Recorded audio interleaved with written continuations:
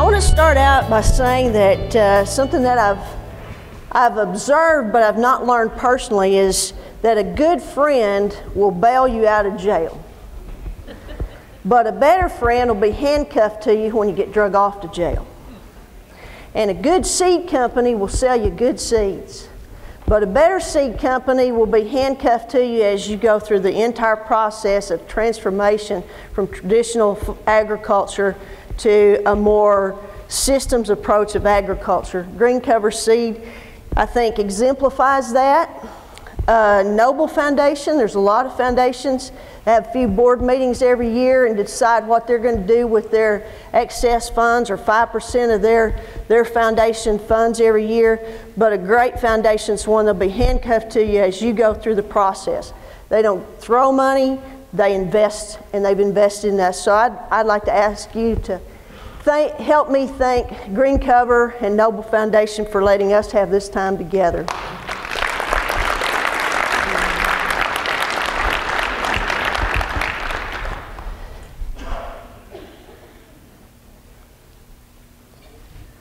Okay, so I spoke to some of you last year at this conference and told you some of the things that we were doing. A few years ago, in fact, it was the summer of 2013, so if you got to hear Bill Buckner, I met Bill Buckner in the summer of 2013. I was working with Jim Johnson, and cover crops had emerged in my mind, and I'm a school teacher. I teach at a community college just south of here in the North Central Texas Community College. I operate a nature preserve called Thompson Foundation, which is a 600-acre nature preserve. I work with Dixon Water Foundation. And so with all of those things sort of culminating, and also have a farm. I'm a farmer too. And so Jim and I had worked together and cover crops were emerging, and I said, well, Jim, all that's fine, but in North Central Texas, we can grow corn, but we're not great at it. And we can grow cotton, but we're not great at it. And what we are in North Central Texas is we're pastures. That's what we do. And so cover crops and pastures seem to be an emerging concept, but when we talk about what seeds to put in pastures, logic tells me that that might be slightly different. And so Jim and I said, well, you know, I want to see what each of these varieties of seeds will do in our pastures.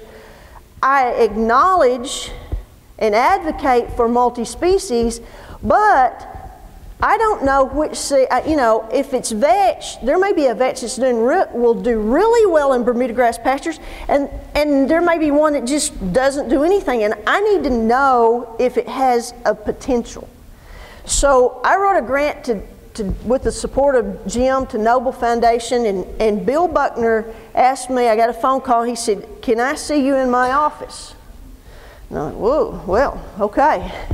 So I went up and Bill said, so what are you trying to do? And I said, well, I need a drill. I need a drill that I can do this with. And so he looked across the table at Jim or someone, he said, do we have one of those? And they said, yeah. So he said, well, why can't she use our drill and do what she's doing and we all work together? So I didn't get the grant. But I got something a whole lot better. I got somebody, they handcuffed Jim Johnson to me, and so, not really, but they're consultants, they're research biologists. Their team has helped me to get to this point, to share what we have found so far and what we're finding. So with the beginning goal, always and forevermore, to be a healthier, biologically active soil, we had two parts of our goal. One was to determine what varieties in our region. And now, I'm going to say in the North Texas region, but that really could be scratched out and just say my region, whatever your region is. Because the concepts that we have I'm going to describe here work in any region, but keep in mind that region is important, okay? So we have changed that to say whomever's region. We just left that blank.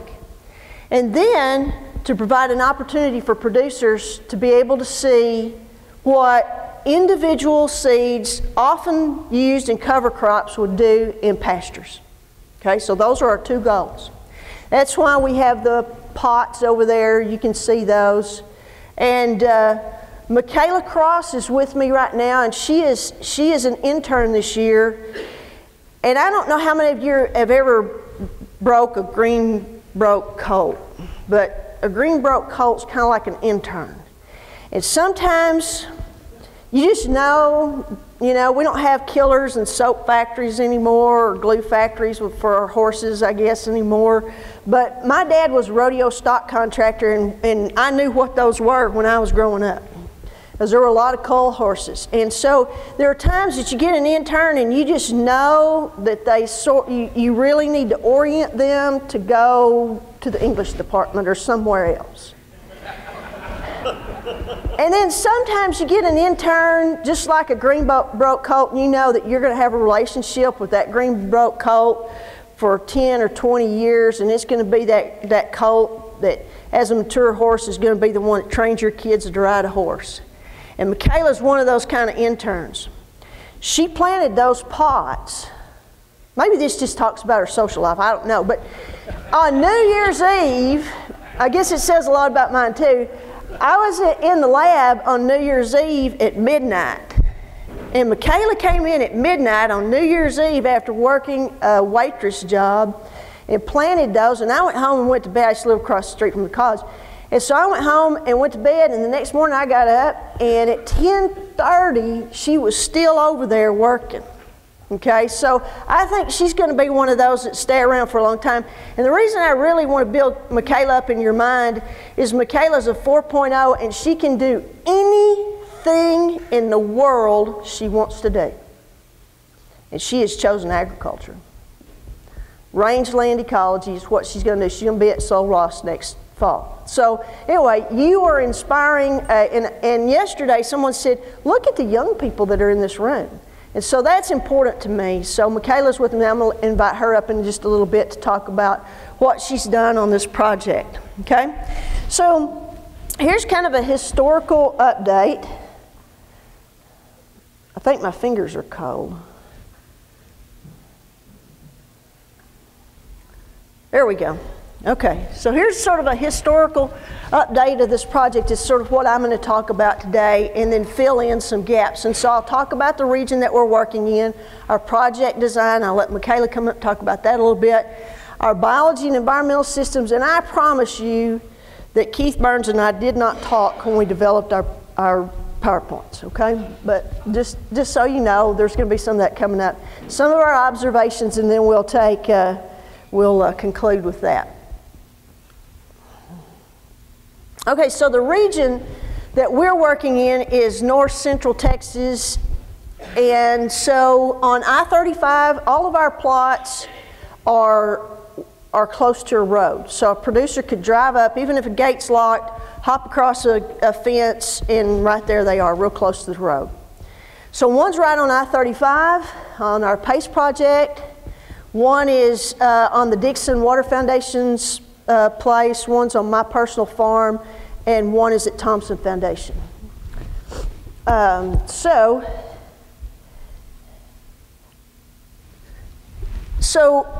it was important that we looked at different types of pasture management. One type of pasture management, so we sort of looked at what we had access to first, and secondly, what were common pastures in our area. So the Dixon Water Foundation, they are organic, holistic, rotational, planned grazing, and we chose an area that's Bermuda grass. So it's planned Bermuda grass grazing. Our family farm is Bermuda grass that's been in hay and had chemicals on it. We're transitioning away from that, and we will incorporate, we have already incorporated grazing on it.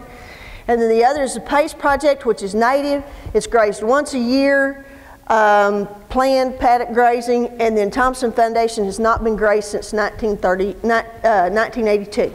Okay, so we have native grass, different pasture managements. So project design. Now, as a teacher, I also am a lifelong learner. So this summer in August, I went up to Green Cover. Green Cover has given us every seed to put in the ground and all of our seeds.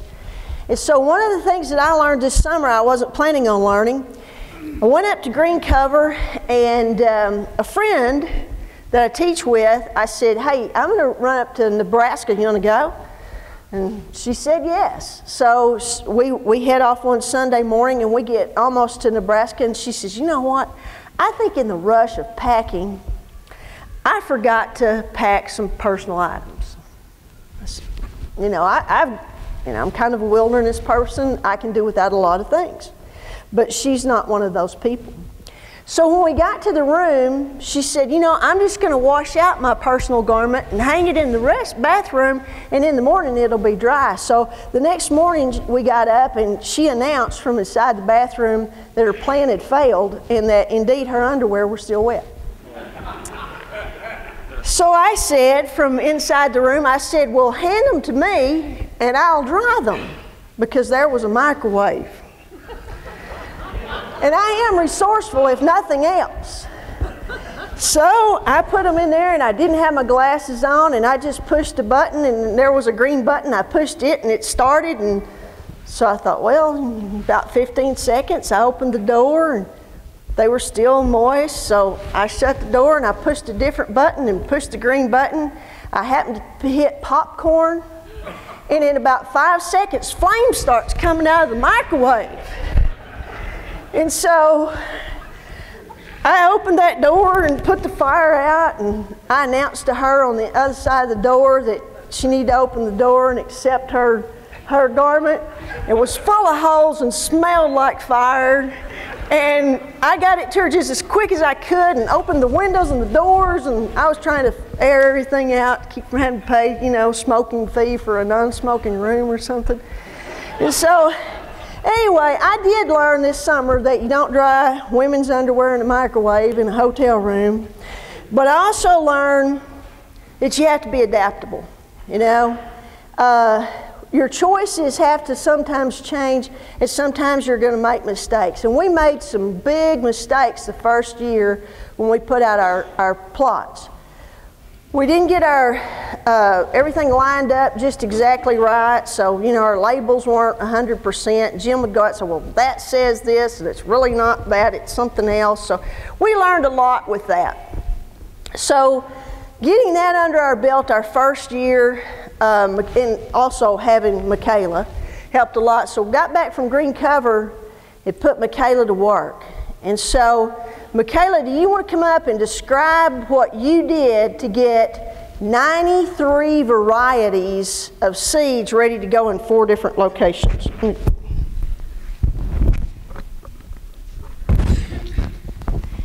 Okay, so as she said, my name is Michaela Cross, and I kind of got with this project when I went to Dr. Bellows is like, hey, I need an honors project. And so she was like, awesome, you're going to do this. And so after they got back from Green Cover, you can see in the picture on the left side, I walk into this room and there's all of these bags of plants.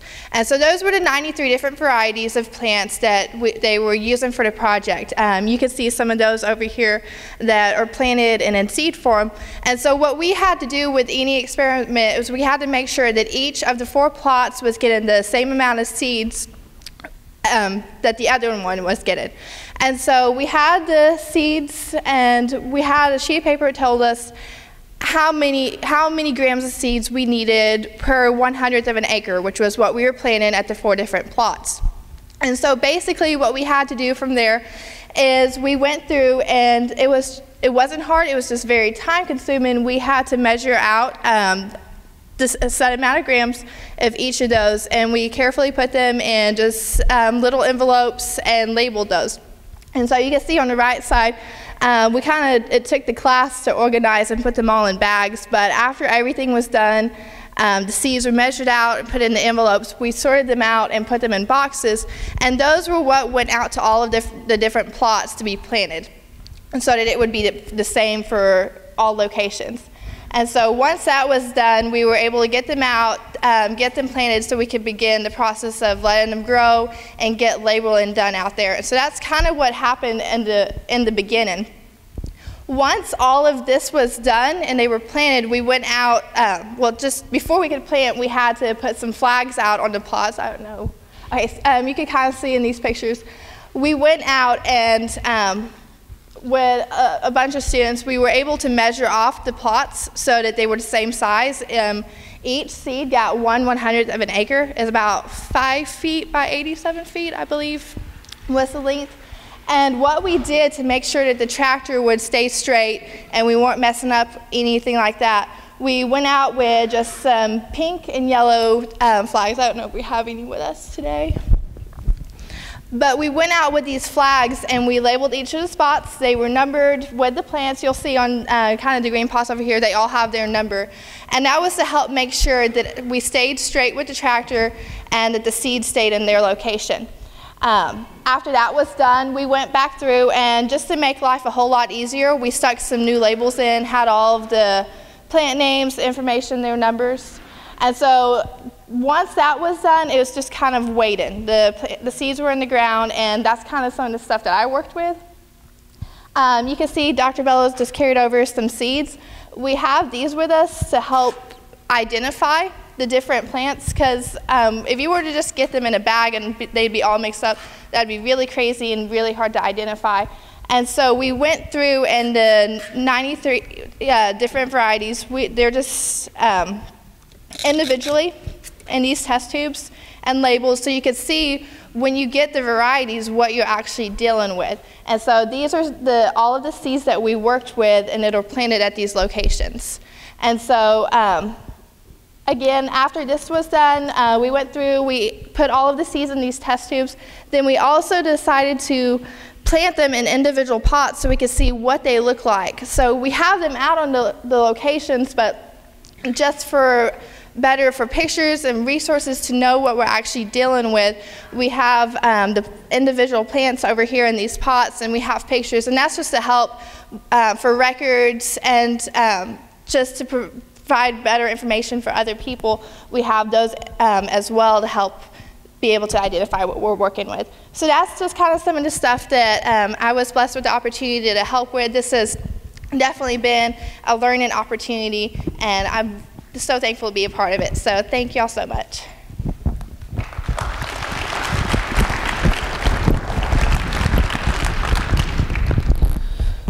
So, you know, this whole project has given a lot of students an opportunity. Michaela's worked very closely, but all my classes, I teach environmental, botany, zoology. I teach a lot of classes, even an honors class for students that are going into, that are pre-professionals, pre-med, pre-dental, pre-vet. And so all of those students get to go out on these projects and get to be a part of them. So that's an important thing for me. This is a plot planner. This is what we use. It's Noble Foundation. So we go up, we get this, and by altering our color of flags, we go 87 by 5, which gives us a 100th acre. And so we go yellow to yellow, then turn, come back, dump a new set of seeds in, come back pink to pink, and then yellow to yellow. And that's helped line us up real well. If you want an inexpensive way to mark something in the field, we discovered these at Home Depot. These are where they sell garage sale signs. And so these are 99 cents. The ones from the biological supply company are $2.49. These are 99 cents. Don't be surprised. When we went into Home Depot and said we need 800 of them, they were a little shocked, but that's okay. So, and then that is a lab supply tag, and it comes up. The interns that I had last year, they just wrote it on here. Then they discovered, and I said, ooh. So it washed off, but this flips up and you can write it with a Sharpie here, and then this peels off and seals that, so that, anyway, that all of our plots are labeled. So anyway, that's sort of our design and what we did. But the reason that I was real interested in doing this, besides giving students an opportunity to get their hands dirty and their minds around what was underneath their feet, was that the biology of what we're doing in the soil is really a sunshine business. It relocates chemical elements such as hydrogen, carbon, oxygen, nitrogen. And by the way, those 4 elements make up 96% of all life on Earth. And so they relocate things. And there are two of those four elements that become real important to what you and I do. And one is carbon and one is nitrogen. Well, all the carbon really comes to us through life systems, really through sunshine. Because what's happening is we split that H2O or water, that's where we get our oxygen. We don't take carbon dioxide and get oxygen. It doesn't work that way. We split water. So we take that carbon dioxide and combine it with hydrogen and we create a sugar or a glucose through a process of photosynthesis. So sun's energy gives us all of our carbohydrates and so on and so forth, and then we use that through aerobic respiration to give living organisms energy. Now, there's really just 5 players. There's really not any organism that you can put before me that I can't say, well, it falls into one of those 5 buckets. So there's not anything else. You've just got 5 different types of living organisms from a cellular perspective. The cells of each one of those is different and unique to those groups, but that's all you have. So when we begin to understand the biology of plants or protozoas or whatever, when we start to understand that, then that reduces what we have to know to work with by a tremendous amount. So this is where our nitrogen comes in. So our carbon's real important there, and we use solar energy, or we call them solar dollars if you would like, and that's where that's something that we're going to focus on. But then something else comes into play. We take those sugars, there's sugar, and we take nitrogen, and like Keith said a while ago, 75% of our atmosphere is nitrogen. So we take those and we're building amino acids. So what do we do with an amino acid? Well, an amino acid is actually built by taking our DNA. Now, you were told that DNA is important to make you different from you, et cetera, et cetera, et cetera. And it is. It's genetic material, and that's great. But why would we be different? Why would life on Earth mean that each organism was different from another? All human DNA is similar, very similar. But yours is unique to all other humans that have ever existed.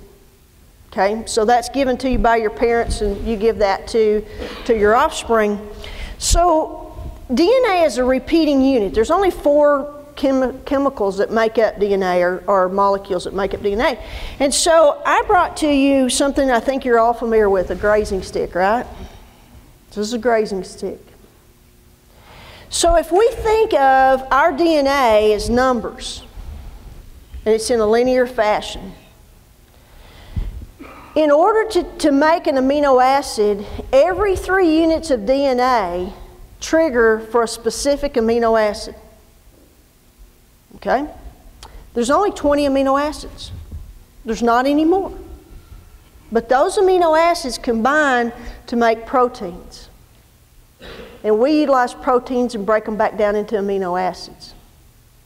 So if we're looking at a linear, pre-programmed set of instructions, for us, for an amoeba, for a plant, is DNA. Then let me ask you what would happen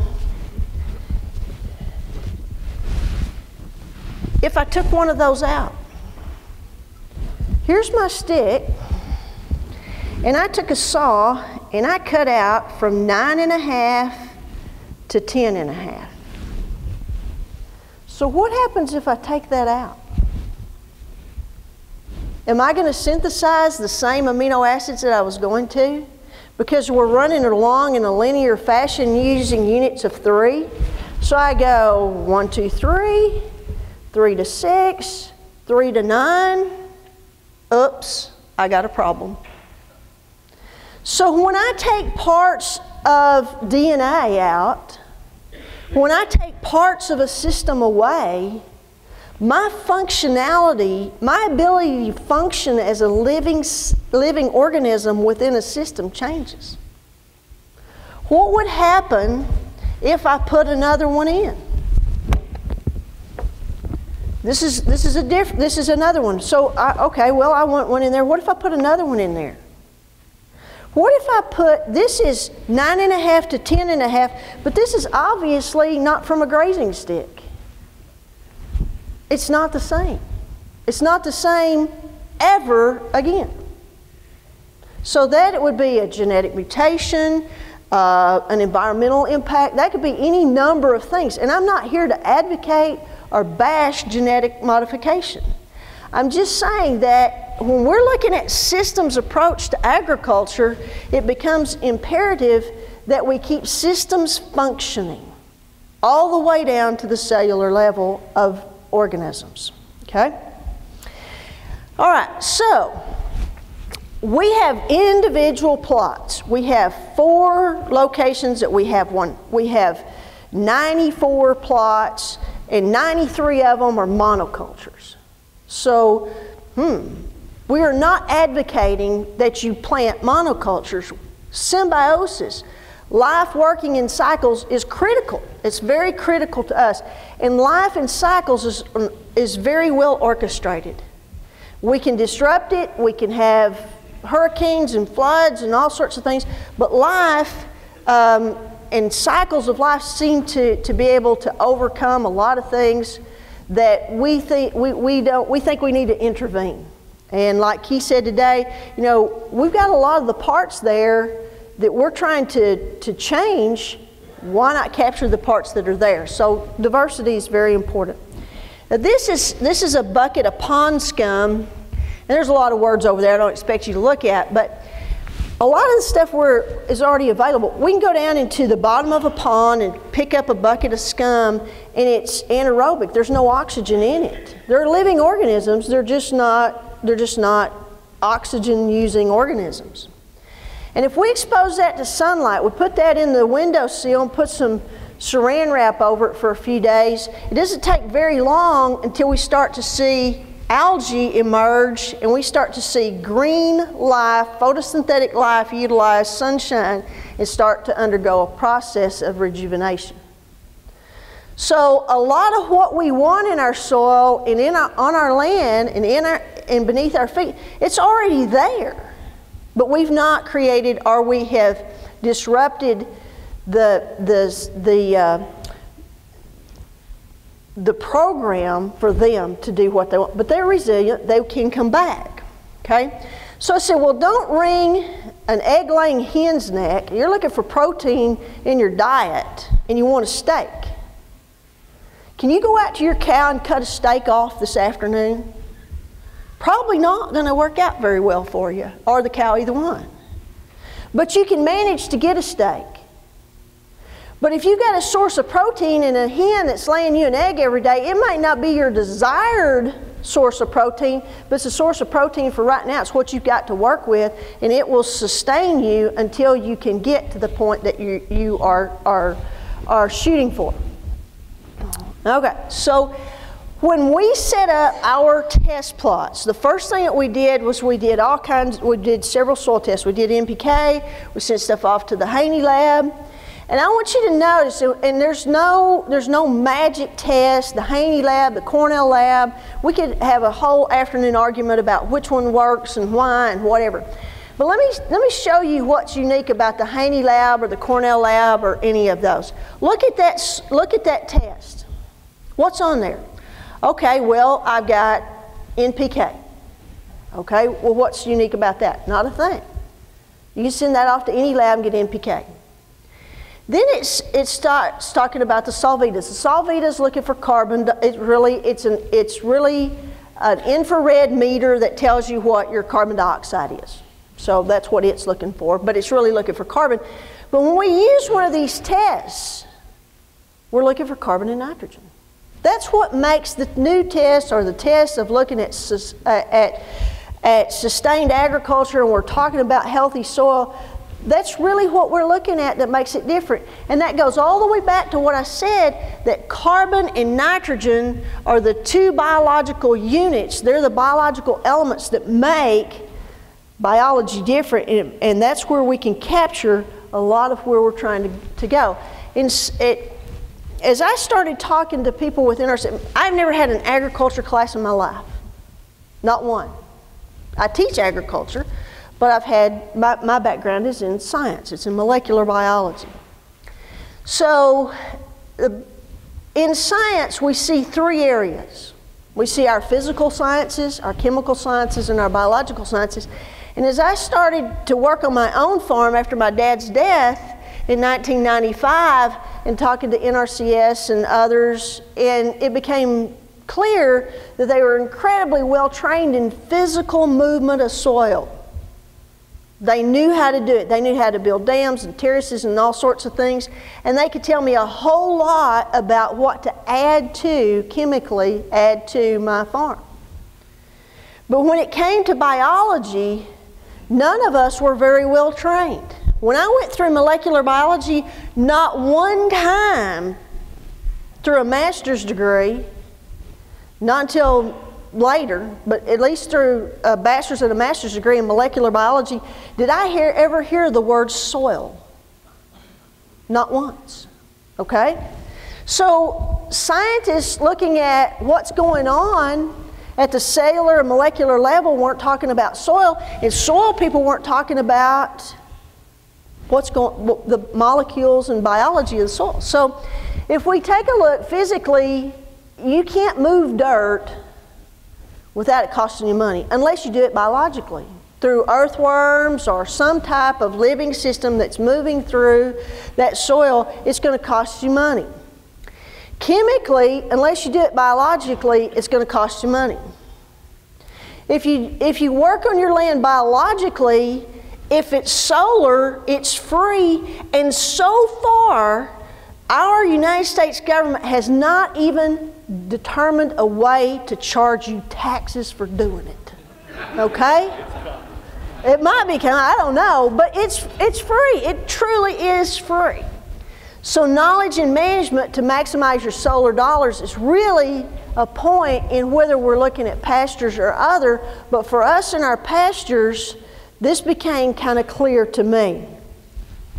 So what kinds of seeds would we select? And there's mainly three kinds of seeds that we selected, three types of plant growth mechanisms that we're looking at. One's physical. We want those, we want brassicas to penetrate the soil and give us a big root structure to break hard pans and so on and so forth. I will tell you that in our pasture settings in north central Texas, our area, we have not seen grand results from our brassicas. Okay, we have not thus far. We've seen some good results from other things, and I have a multi-species cover crop planted on my farm right now, and there are some brassicas. There are a lot of brassicas, but in our plots, we've not seen the results of brassicas that we would like to do. But it's really a physical change.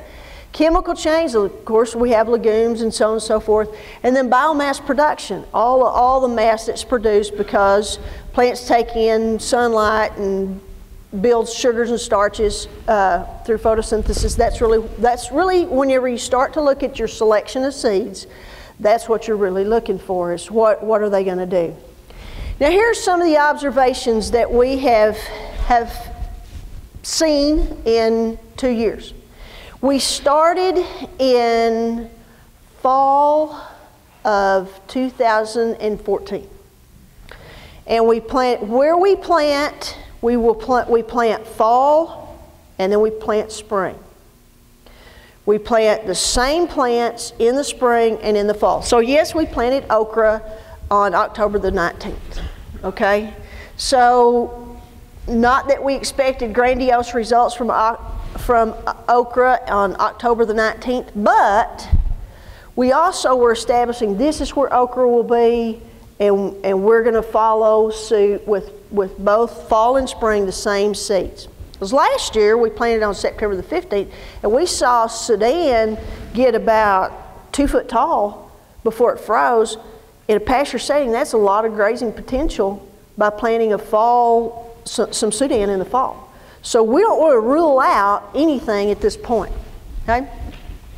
So to schedule for your desired results. Someone will walk up to me, well, now when do I need to do what? When do I need to plant?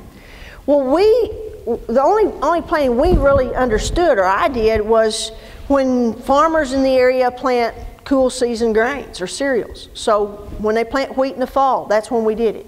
So we did it September the 15th.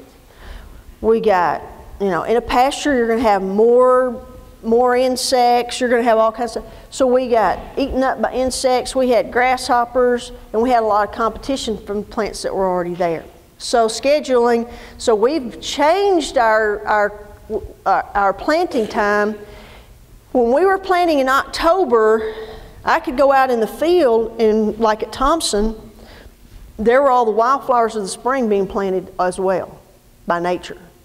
So we've started to look more at when does nature plant instead of when does the neighbor plant, okay? So we're altering our schedule a little bit. The next one is to select for your desired results, okay? Now, Roy Purcell is a farmer in our area and a good one. And so I went out to, Roy was planting some cover crop out on the Dixon Water Foundation, and I went out and climbed up on the drill and I said, well, Roy, what are you planting? He said, I don't know. I said, well, what's that seed right there? I don't know. What's it going to do? I don't know. So to select your cover crop seeds with the desires that you have in mind is imperative. So just because you're going to get a check from the government because you put in a cover crop, my neighbor out at Thompson, he doesn't have a no-till drill, and he got on the program and he came over and he said, hey, I've got some money, I'm going to plant cover crops. And I said, well, what are you going to plant? I don't know, but they're going to send it to me. And I said, okay. He said, but I don't have a drill. Will you loan me your drill? Sure. So we've helped him. That was 2 years ago. This year, the guy comes over to borrow the drill, and he said, I said, well, we had this little conversation, and it kind of tailed off into, well, at least you're getting some money out of it. And he goes, that really doesn't matter because my place is looking better, So he's coming on board. We've helped him, and so that's kind of been important to us. But to select what you want. In our region, we have discovered that woolly pod vetch has matured before other vetch varieties. That's great if you're in a Bermuda grass hayfield, or if you're going to graze at a specific time. Choosing that variety of legume or brassica is important. In our region, Jim Johnson is just amazed that faba beans didn't get bitten by the first frost or the first freeze. So faba beans are the one variety of bean that we're aware of that will endure a frost or freeze. So if you're looking for a bean in your crop, that's a good choice. I have a problem in finding out information about these plants. Green Cover has the best website on finding information about them that's consistent. But I wanted to know the other day, if you go down to the feed store or the garden center and you're going to buy tomatoes or beans, you're going to buy packages of green beans and plant them in your garden, and you look on the back and it'll say, in 77 days you have beans. In 90 days, this tomato variety will produce tomatoes. So I was looking up to see a lot of these seeds. I was looking up to see if I could find that. The information's not there. I went to, education sites. I went to research sites. I went to a lot of sites, and a lot of that information is not there. It's building. And of course, one of my things, whenever we started this, I said, well, I've never even heard of these things that they sell in cover crops. And so, Ethiopian cabbage, how successful has that been in Montague County? We just really aren't real sure about that. So, in looking at this, there's more information that needs to be obtained. So, that's one of our things. But being specific as to what you want is pretty important. And Jim has ranked each of our seed varieties in each of the plots, and it's available, and I'll get them to pull that up whenever I'm through here. Okay, compete for your desired results. Okay, you are an organism out there on that land, just like an aphid is or a grasshopper, just like a dandelion. You're another organism out there, so you have to compete. So if you're going to compete, know what your competition is. When is your pasture dormant? Okay, the picture on the far right was taken on October the 27th. That's our farm. That's my son, and I guess that's my cow. So there, he's in an area that we mowed, but that cow's in utter deep Bermuda grass. That's probably not going to be real conducive to germination and soil to seed contact because we've got a lot of residue out there. That's not going to be real conducive to a tiny little seed out there at that particular time. But wait another few days and get that seed out there, and when that Bermuda grass becomes dormant, then maybe that's a really good time. So know what your competition is. Okay, look at Thompson Foundation. On the far left, that's a structure that we have out there, and there's wildflowers up, sort of around that, and some of those Maximilian sunflowers over my head, and then there's a little mowed area. So, mowing may be an option, but to go out in a wildflower or a native grass pasture that the grass is over your head or the weeds are over your head might not work, especially not with the equipment that we have available, that I have available to me. Okay, the next one is Thompson Foundation. The one on the far left was taken on October the 2nd, and then October the 4th, and October the 27th. So within 3 weeks, but 300 yards away from that building, there's an area at Thompson Foundation that's mainly 3-on. It's a disturbed area. It's got a lot of liatris in it, and it's perfect for planting a cover crop. So looking at what your competition is, be it planting in September when you're going to have a lot of grasshoppers and so on and so forth, if it's in pastures, that may or may not be your best choice of a time to plant. So knowing, what are you planting it for? If it's for a check, get the check and just throw them out there. Don't go to a lot of trouble. Just get your money and go to the coffee shop. But if it's for the physical change of your soil, choose plants that will physically change your soil. If it's for chemistry, so being specific with what your target is pretty critical in this game, in my opinion. Okay. So we are looking now at some other options, and so Jim and I have agreed that we're going to put in, and Britt's on board, Botanical Research Institute of Texas on board with us on this as well. And so they are researching 4 plants for us, just paper research, of 4 varieties of plants that are native indigenous plants to our region. They're perennials, they're not annuals. This project didn't scare me at all because I wasn't going to put anything at Thompson, which is a nature preserve for native habitat, mainly wildflower, forbs, and grasses.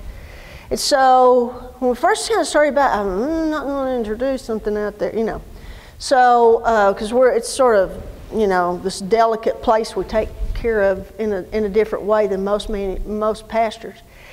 But an annual didn't bother me. We didn't have any invasive annuals in our choice here. But as we start looking at perennials, perhaps having cover crops that we establish that we don't have to replant is a goal for us in the future. So this is one. This is Texas parsley. It's one of my top candidates. Rattlesnake master, some of the compass plants, Texas parsley. Looking at some plants that we no longer see in pastures.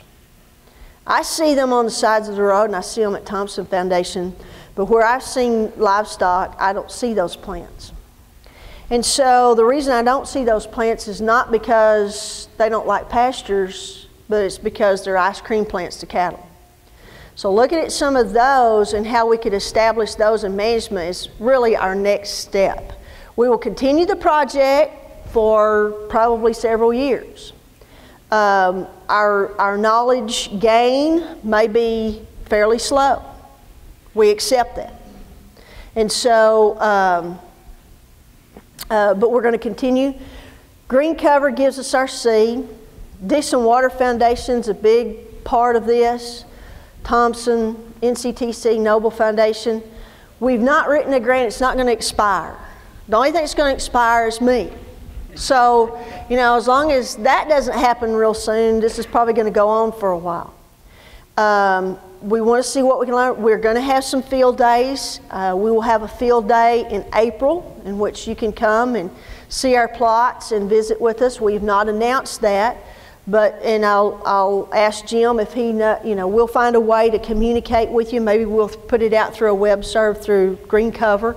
We'll have some of those. We're going to have some more programs on the NCTC campus and bring you on board. So don't expect earth-shattering, we discovered, and this is, that's not what our goal is. Our goal is to work with nature and work with people and help us to better understand. So anyway, that's sort of where we are and what we've done so far.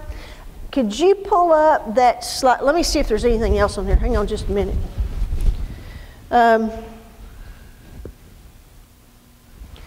So these are our collaborators. NCTC, we have the Dixon Water Foundation actually pays for part of my salary so that I can have time to go out and do some of these types of projects. And so NCTC, it's called the Josie Institute of Agroecology, and then Noble Foundation, Dixon Water Foundation, Green Cover Seed. That's how you can contact me. A text or a phone call or an email works really well. Sometimes our email system is not the greatest, so if you send me a text message, we can have a conversation if you'd like.